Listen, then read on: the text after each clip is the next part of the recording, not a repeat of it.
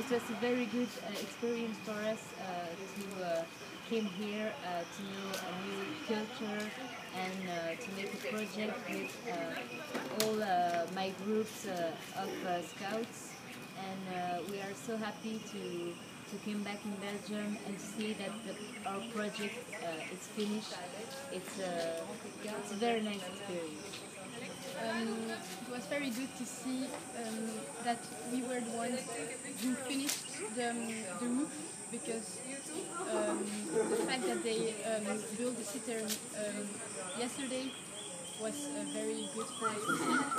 And it was very nice because it was not only the project but it was also the food and other things.